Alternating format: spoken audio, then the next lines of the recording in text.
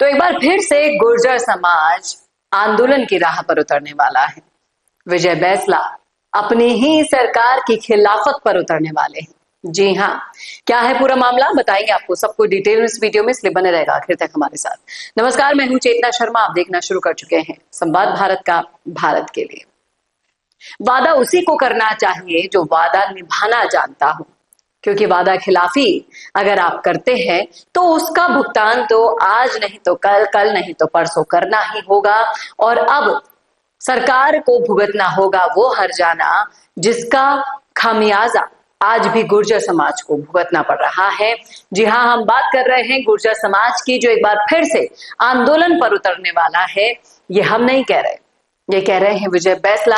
अपनी ही सरकार की खिलाफत में वो उतरने का फैसला उन्होंने कर लिया है। क्यों? क्योंकि एक नहीं दो नहीं, पूरे 60 दिन बीत गए, सरकार ने अपने वादे पूरे नहीं किए।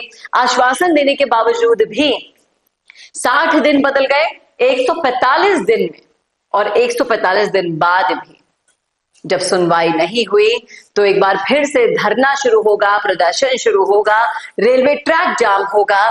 ये चेतावनी गुर्जर समाज के साथ साथ विजय बैंसला ने अपनी ही सरकार को दे दिया है।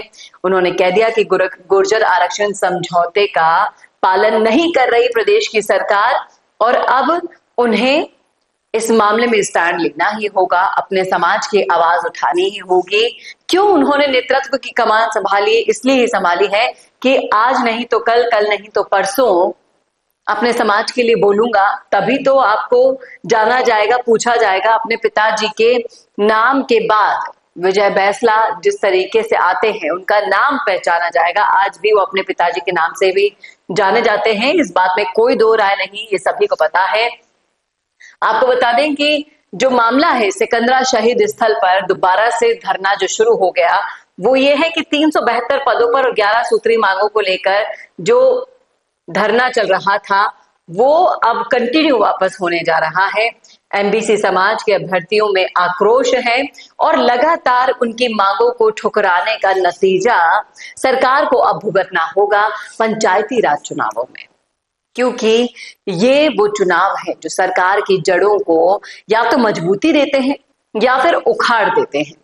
इन दोनों में से एक काम होंगे, और इसमें पहला वाला काम तो होता हुआ कहीं से नजर नहीं आ रहा। मजबूती नहीं, युवाओं में अगर आक्रोश है, गांवों में, ढाणियों में अगर इस तरह से आवाज बुलंद हो रही है, तो समझ जाइए कि अब उल्टी गिनती शुरू हो रही है सरकार की। और गुर्जर आंदोलन अगर शुरू हो गया है और फिर से एक बार आवाज उठ रही है सरकार की खिलाफत की, तो ये जो लाल निशान, खतरे का निशान, खतरे की घंटे यहां पर सरकार के लिए बज गई है। इससे कैसे बचेगी सरकार? वादा खिलाफी करने के बाद किसको मुंह दिखाएगी सरकार? सरकार में रह रहे गुर्जर मंत्री कर क्या रहे हैं अपने समाज के लिए?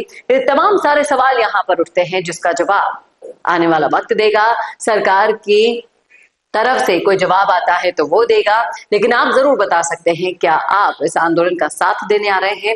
बताइएगा जरूर कमेंट करके कमेंट बॉक्स में। कैसा लगा वीडियो बताना ना भूलेगा, और ऐसे वीडियोस के लिए देखते रहिए संवाद भारत का, भारत के लिए। नमस्कार।